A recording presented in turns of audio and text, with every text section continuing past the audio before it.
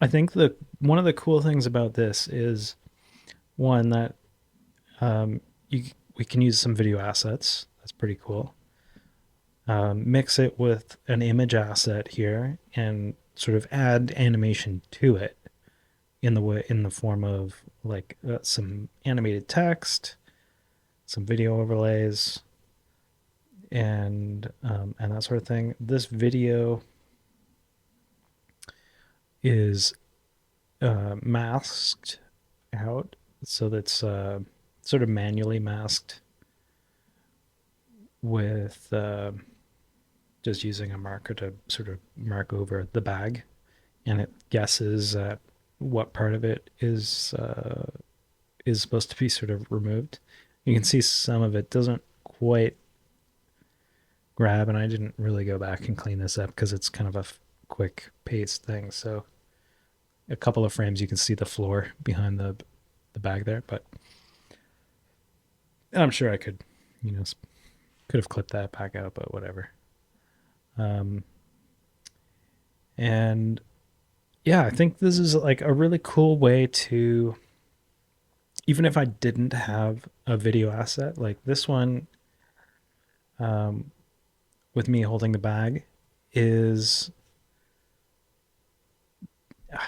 it took me 60 seconds or less to just like hold the phone and hold the bag and sort of bring it into the camera and then send it to the computer, drag it into the thing and do that masking out. Um, that was that was all in. That was probably 5 minutes worth of work to add that to the video, and I think it's just makes it a little bit more like, yeah, that's what the product looks like. That's what the video is all about. So um, the ability to do this kind of stuff ad hoc just with your phone, mixed with a couple of images, mixed with Midjourney for the background, moonscape, and a sort of clip uh, that we've sort of sourced from the internet, um, plus some royalty free music, a couple of sound effects, and then you got a whole video here. Um, and I think one of the nice things that I want to sort of relay here is the ability to do videos with things that are not like video assets. I didn't need to have this like animated this video piece to it. You can make some pretty compelling videos with just a couple of pictures and some text pieces and some keyframe animations like moving that around. So that's pretty cool. And one of the nice things that you can do here is like when you get into it, this there's a ton of animations for um, for statics, and let me see, why is it? I go, it's not playing any of these. It's like you can try a lot of these out, stirring, and just like one click, boom, you got some pretty interesting ways to just add a little bit of more motion to it, right?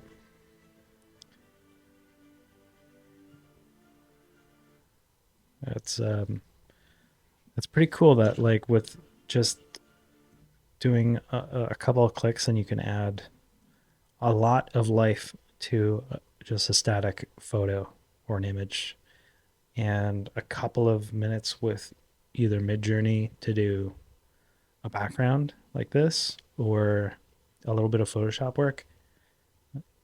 You can create some pretty interesting things that would be very difficult to do without, some CGI kind of stuff. definitely the ability to do a video where you jump to the moon and find a billboard with our product on it, and then um, kind of do that. Like, I think that's pretty interesting that you can pull off this level of storytelling, video editing with, you know, not very much time and a couple of clicks. So, um, yeah, I just wanted to share that. Hopefully, it's a tip that gets you excited about maybe trying CapCut if you haven't used it, and experience what you can do with pretty modest video editing skills. And yeah, it's great to just have more interesting stuff on the internet to watch than straight, talking to camera kind of clips and UGC. That's often not a real user producing it. So um, yeah, these are kind of fun, lots of fun. And if it's not fun, then it's hard to go to work every day. So that will be it for today. Like and subscribe if you got some value out of this, and leave a comment as well. Let me know if this is something that is useful, or if you get some value out of it. See you tomorrow.